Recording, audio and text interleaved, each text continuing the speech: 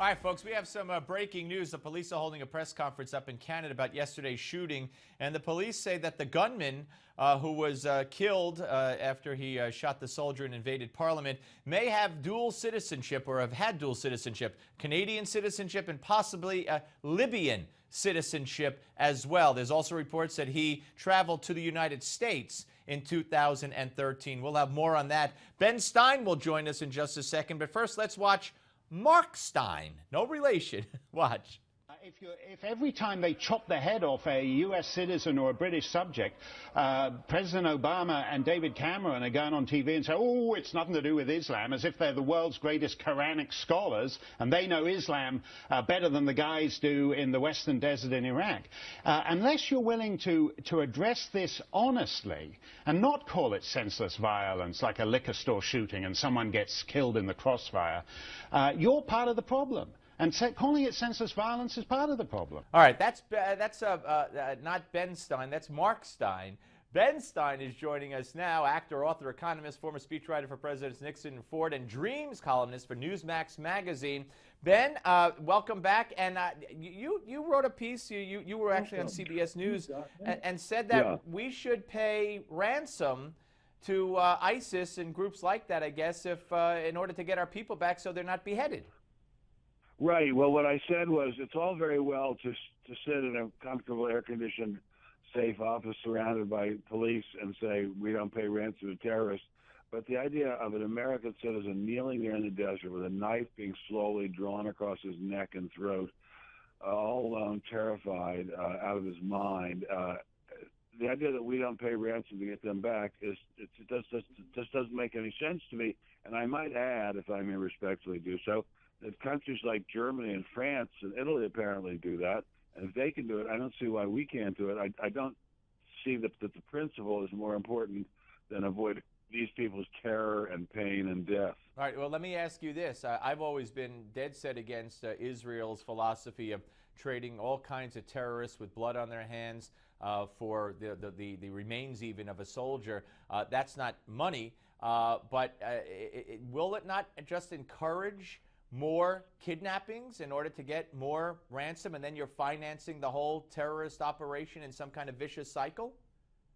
Well, I think they're already pretty well motivated to collect kidnapped victims and to collect every kind of evil deed that they can possibly do. I don't think we're going to motivate them anymore by paying them a few $1 million or however many $1 million it is. They're already extremely motivated to do evil, and the idea that somehow our moral stance will stop them just doesn't make any sense.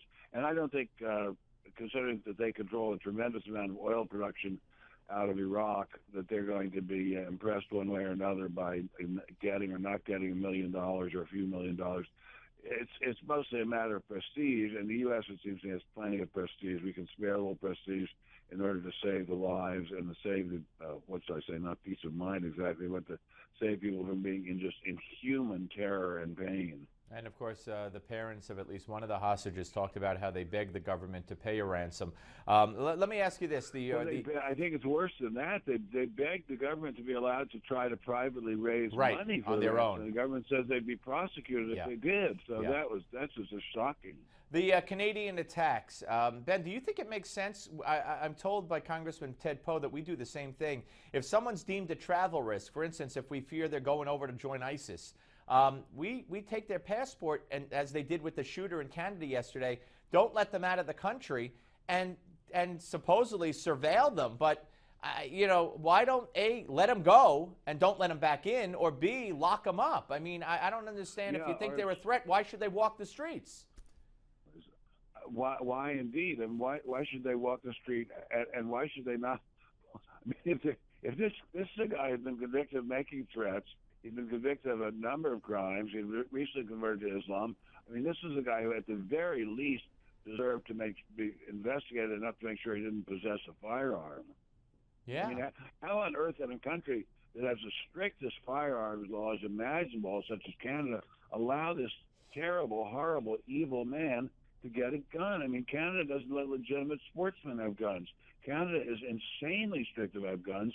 I keep saying to my friends, my wife and I live in Sandpoint, Idaho during the summer, where everybody has a gun and a lot of people wear them, a lot of people carry them in their trucks. This wouldn't have happened in San Juan, Idaho, because everybody on the sidewalk would have had a gun or And would have shot opened him, yeah. fire on this guy. Well, thank God the sergeant at arms had one and was able to stop him. It was a good shot. Ben, yeah.